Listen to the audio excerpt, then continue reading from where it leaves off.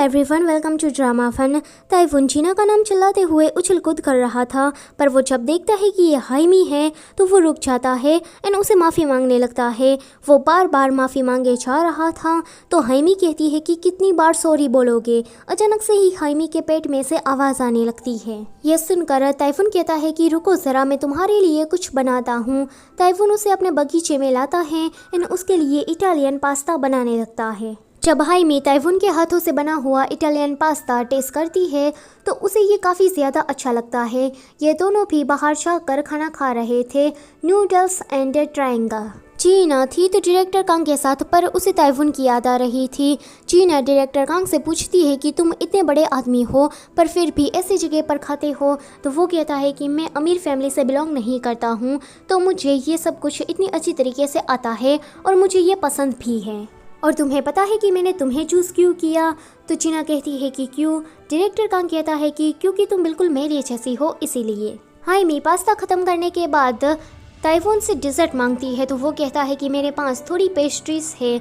जब वो पेस्ट्री लेकर आता है तो हाइमी कहती है कि ये तो कितनी अलग अलग आकार की है। ताइफून कहता है कि ये मैंने बनाई है। वो तो सरप्राइज हो जाती है कि ताइफून कितना टैलेंटेड है, उसे इटालियन खाना बनाना आता है और पेस्ट्रीज वगैरह बनाना भी आता है। वहाँ पर एक पेस्ट्री पोटी जैसी दिख रही थी। ताइफून उसे दिखाकर कहता है कि ये मैं जीना के साथ खाना चाहता था क्योंकि इससे मेरी और जीना की यादें जुड़ी हुई है। ये सुनकर तो हाइमी को बस फंदा ही लग जाता है।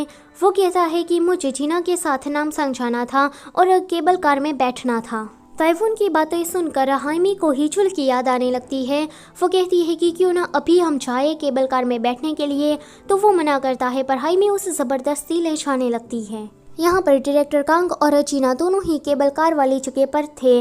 वहाँ पर ये लोग एक गेम खेल रहे थे एंड इस गेम में जीना हार जाती है एंड डायरेक्टर कांग जीत जाते हैं। हाइमी एंड ताइफून उसी जगह पर पहुंच गए थे। ताइफून हाइमी को थैंक यू कहता है उसे इस जगह पर लाने के लिए, तो हाइमी कहती है कि तुम आए इसलिए मुझे तुम्हें थैंक यू कहना चाहिए क्योंकि मेरे साथ तो कोई नहीं आना चाहता।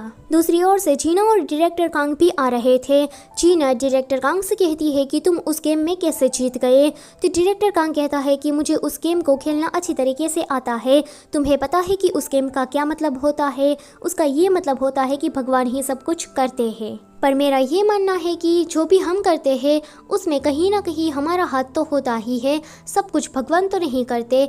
इसलिए मैं तुमसे कहना चाहता हूँ कि तुम जो भी ये कर रही हो तो फिर बाद में पछताना मत। अभी के लिए तो जीना डायरेक्टर कांग की बात को नहीं समझ पाती। ताइफून एंड हाइमी दूसरी तरफ से आ रहे थे एंड उनकी टक्कर इन दोनों से हो जाती है। तीसरी ओर से मात्सुक एंड सांबा आ रहे थे। सांबा कहता है कि ताइफून तुम यहाँ पर, अरे जीना तुम भी यहाँ पर हो? मात्सुक कहती है कि तुम क्या इसे जानते हो? तो वो कहता है कि हाँ ऑफ कोर्स, जीना ताइफून की गर्लफ्रेंड है।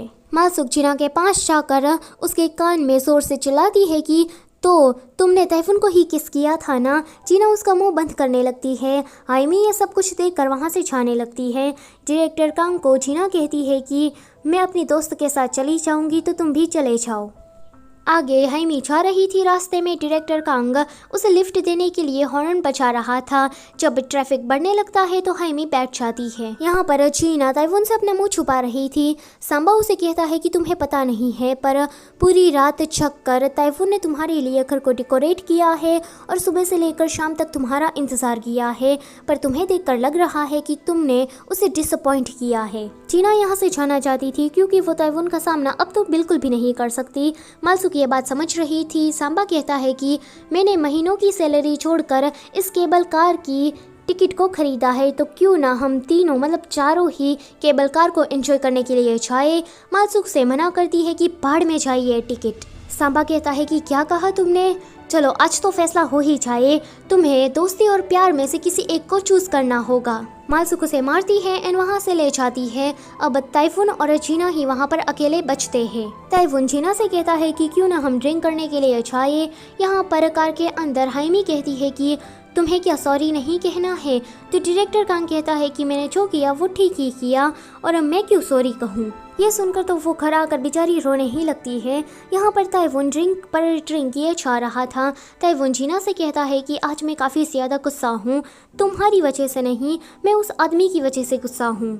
मेरा मतलब है कि तुम दूसरे आदमी को मत देखो, सिर्फ और सिर्फ मुझे देखो, मुझे यहाँ पर दर्द होता है। इतना कहते ही ताइफून तो बेहोश हो जाता है। हाइमी के डैड डायरेक्टर कांग से अकेले में मिलने के लिए गए थे। वो कहते हैं कि हाइमी आज रो रही थी, ऐसा भी तुमने क्या कर दिया? तो डायरेक्टर कांग कहता है कि आज मैं ताइफून की औरत के साथ था, इसलिए हाइमी शायद मुझसे नाराज हो गई है, उसने कुछ गलत समझ लिया है। हाइमी के डैड कहते हैं कि ताइफून की कोई गर्लफ्रेंड भी है, तो अच्छा इसलिए वो कंपनी में इतना ध्यान दे रहा है।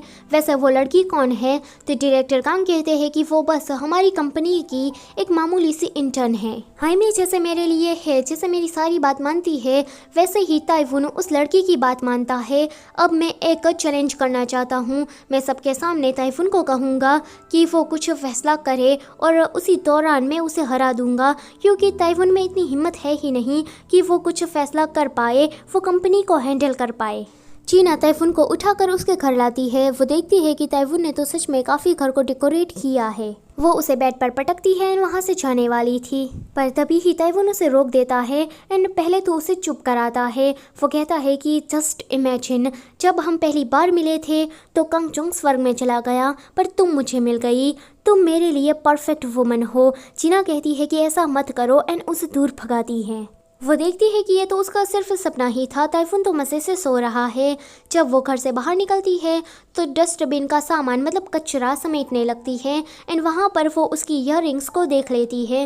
वो कहती है कि क्या ताइफून ने अभी भी इसे संभाल कर रखा है। अगले सीन में हम देखते हैं कि मिस्टर किल चीना के डैड के रेस्टोरेंट में आया था कुछ खाने के लिए। चेयरमैन भी वहाँ पर आ जाते हैं। वो कहते हैं कि मैं यहाँ खा सकता हूँ, पर चीना के डैड वो उसे मना कर देते हैं। कहते हैं कि हमारा रेस्टोरेंट बंद हो गया है। चेयरमैन चीना के डैड के सामने झुक जाते हैं। ये देखकर उसे पुरानी बातें याद आने लगती है कि कैसे चीना के डैड एक टेक्नोलॉजी की वजह से उससे मिलने के लिए गए थे। वो उसे समझा रहे थे कि वो मेरी टेक्नोलॉजी है और उन लोगों ने चुरा ली है, मेरे पास इसका सबूत भी है।